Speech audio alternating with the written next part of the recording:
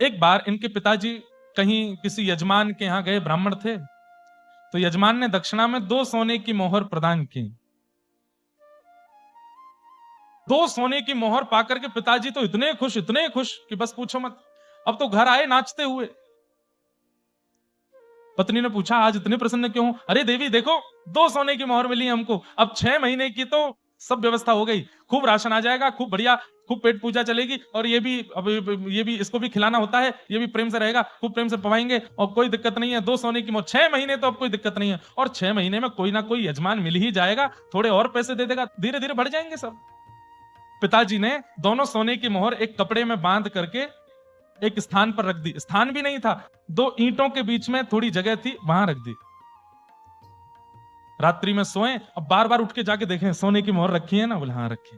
फिर सो जाए, फिर उठे, अरे वाह रखी है ना, बोले हाँ रखी। गहरी नींद लगी थी, इतने में ही 2 चूहे आए और पूरे घर को खगोल रहे थे। तभी वो पोटली मिली, पोटली मुंह में दबा के चूहे भाग गए वहां से। सुबह उठ करके ना कोई हाथ दर्शन किया, ना कोई सूर्य प्रणाम किया, कुछ नहीं, सीधे जाके पोटली ढूंढी 2 सोने की मोहर की। जैसी देखी तो नहीं मिली। अब तो रोने लगे, पत्नी को बुलाया, कहां गई दोनों सोने की मोहर? पत्नी ने कहा मुझे नहीं पता, यहीं रखी थी। पूरे घर में ढूंढा लेकिन कहीं नहीं मिला। सूरदास जी तो क्या ही पूछें, ये तो देख ही नहीं सकते, ये कहां लेके जाएगा। इतना रोवे कि बस परेशान बैठे हैं, सिर पर हाथ धर के सुबह से बैठे, अब क्या होगा हमारा, अब तो सब सर्वनाश हो गया। अरे हमें तो लगता है यही मनहूस है, जब से जन्म लिया है तब से हमारे घर की गतिविधि और खराब हो गई। 2 सोने की मोहर कल आई है, 24 घंटे नहीं उससे पहले चली गई। सूरदास जी छोटे से बोल पड़े, पिताजी, मां आप रोते क्यों हो? अरे तुझे कुछ करना थोड़ी पड़ता है, बना बनाया भोजन मिलता है, खाने पीने को सब सामग्री मिल जाती है। पिताजी मैं वो नहीं कहता, मैं बस ये कहना चाहता हूं कि हम कोई धनवान थोड़ी जन्म लेते हैं, जैसा जन्म लिया था वैसे ही रहना है जीवन भर। 2 सोने की मोहर के पीछे आप इतना रुदन क्यों कर रहे हैं? ठाकुर जी से प्रार्थना कीजिए ना, जो मंगल में होगा वो विधान होगा।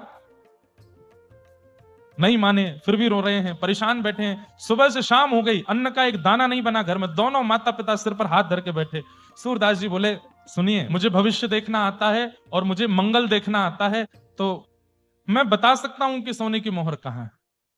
लेकिन पिताजी सोने की मोहर बता तो दूंगा, लेकिन फिर मैं यहां नहीं रहूंगा, मैं चला जाऊंगा घर से। माता पिता बोले, तू चला जाना, जहां तेरा मन हो तू चला जाना, तू बस बता सोने की मोहर कहां है। सूरदास जी ने तुरंत एक स्थान पर बैठ करके ध्यान लगाया, बता दिया। और रात्रि 2 चूहे आए थे, पोटली को ले गए, दांतों से कुतुर दी है। एक सोने की मोहर तो यहां से सीधे जाएंगे, तालाब के पास एक पेड़ के नीचे पड़ी है, और एक सोने की मोहर उससे भी आगे थोड़ा जाएंगे, वहां पड़ी है, आप ढूंढ लीजिए। पिताजी दौड़ करके गए, जाके देखा तो दोनों सोने की मोहर मिल गई। लेकर के घर आ गए, फिर से खुश हो गए। पत्नी से देखो मिल गई, अब इनको संभाल के रखना। सूरदास जी अपनी लाठी ढूंढ रहे थे, नेत्रहीन है। ए सूरदास कहां जाओगे अब तुम? चलो ऐसे नहीं करते, अब बोल दिया था हमने ऐसे, अब कोई बात नहीं, रहो तुम यहीं रहो घर पर। नहीं पिताजी, मैंने कहा था कि मैं चला जाऊंगा, अब मैं जाता हूं। अरे माता पिता हैं, थोड़ा बोल देते हैं, इतना बुरा मानने वाली क्या, रुको घर पे।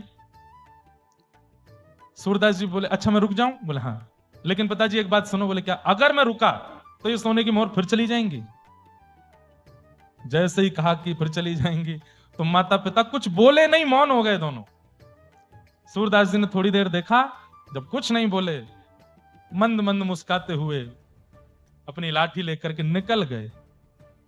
पिताजी ने आवाज भी नहीं लगाई पीछे से, कुछ खाके तो जाओ। मां ने एक बार भी नहीं कहा कि कुछ वस्त्र तो ले जाओ। और सूरदास जी जा रहे हैं, नेत्रों से अश्रु गिर रहे हैं।